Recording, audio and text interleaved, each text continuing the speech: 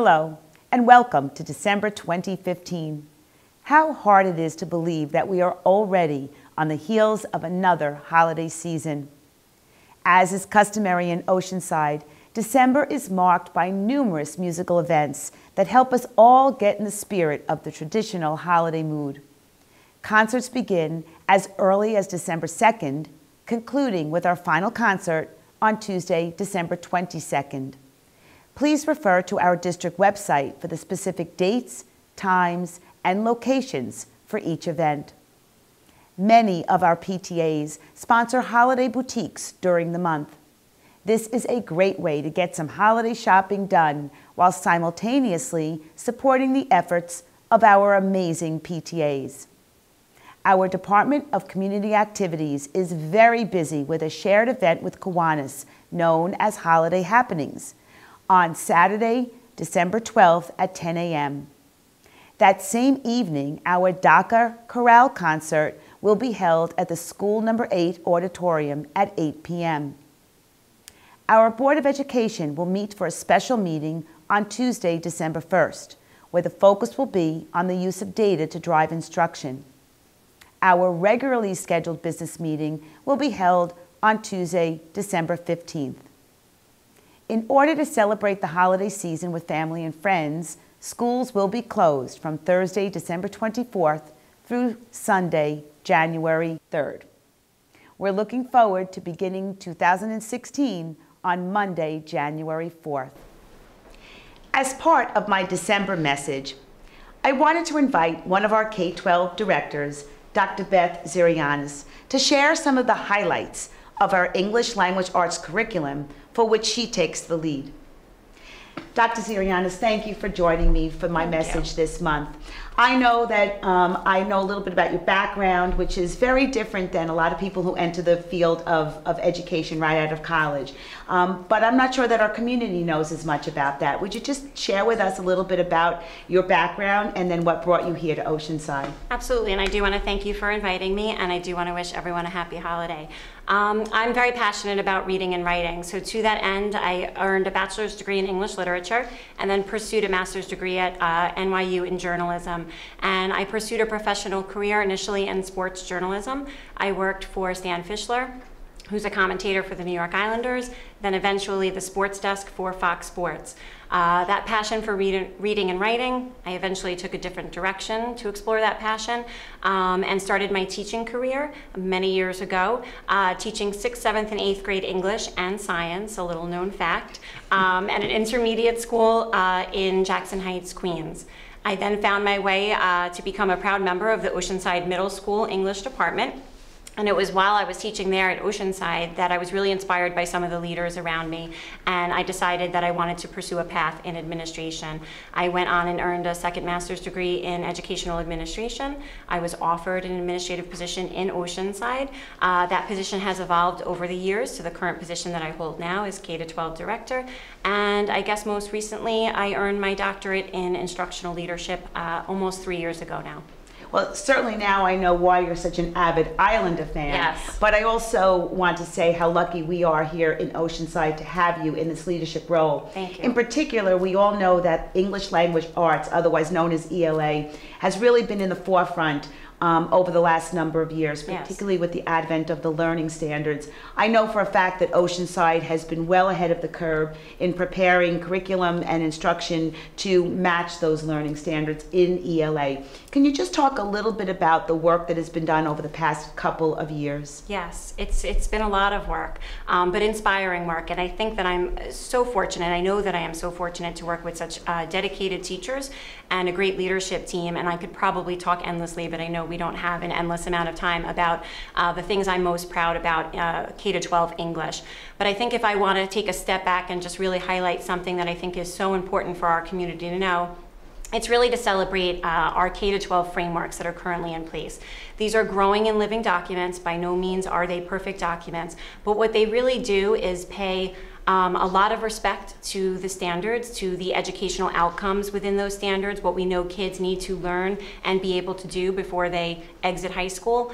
But they also infuse a lot of teacher voice. parent voice, and student voice within those frameworks. So we've created a curriculum over the last several years that marries the expectations of those standards, but also the passions and the individuality and creativity of our teachers. Our teachers know what's best for kids. They know what's best for the kids sitting in front of them each and every day.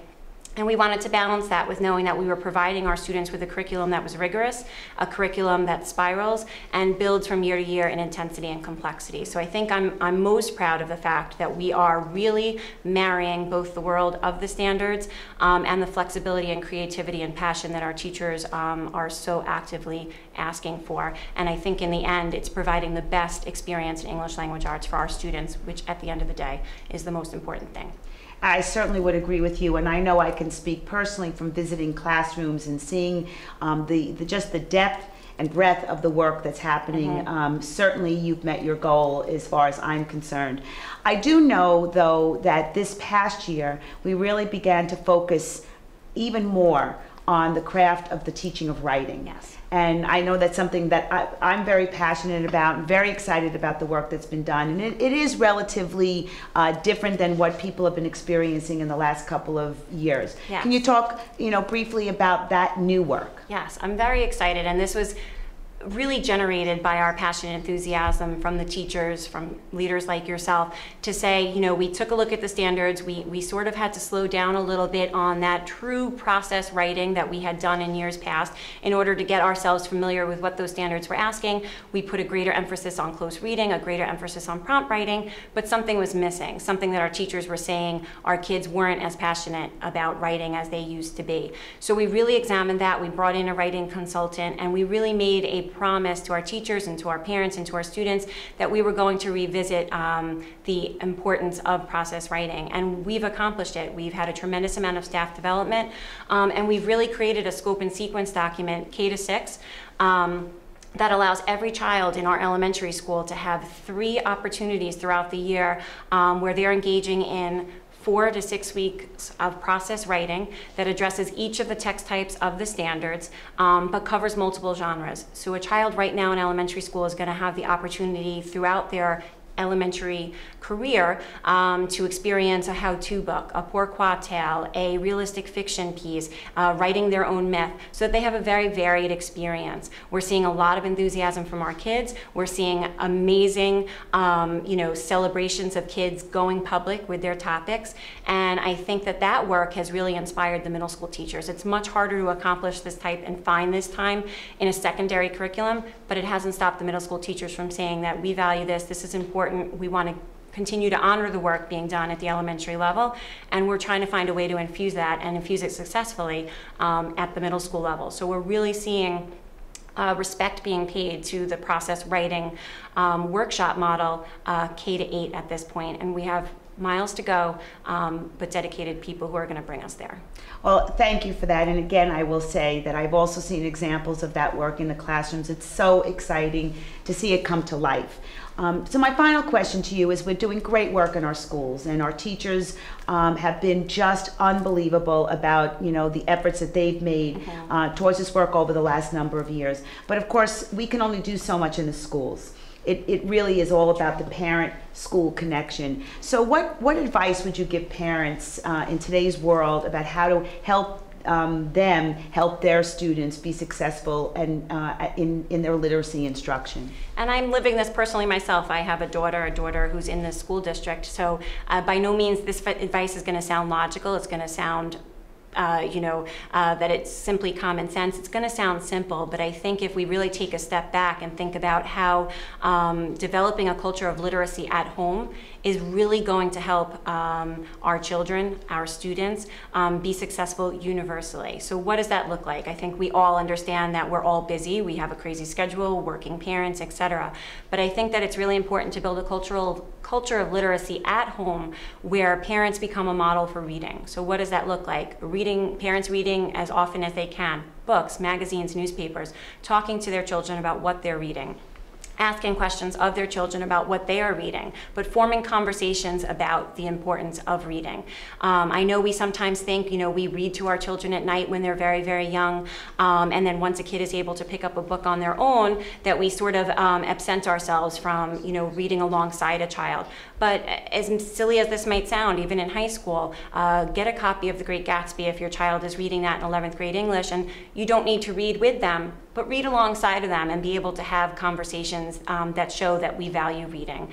And I think to take field trips to the library, bookstores, as few and far between as they have become in recent time, but to just really show that we value reading. Because while we may think of reading as something that we need to be successful in English language arts, I think we know all of the curricula areas students can be more successful by having a strong foundation in reading. So my number one thing, and no disrespect to any other discipline, would be to say, build that culture of literacy at home, read, read, read, and show our children how important reading is.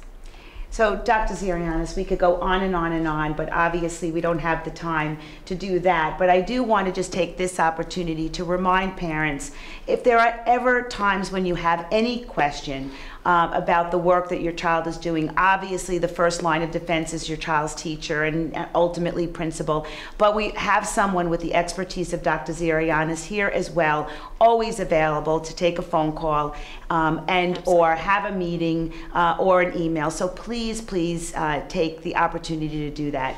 Again, thank you, Dr. So much. Zirogiannis.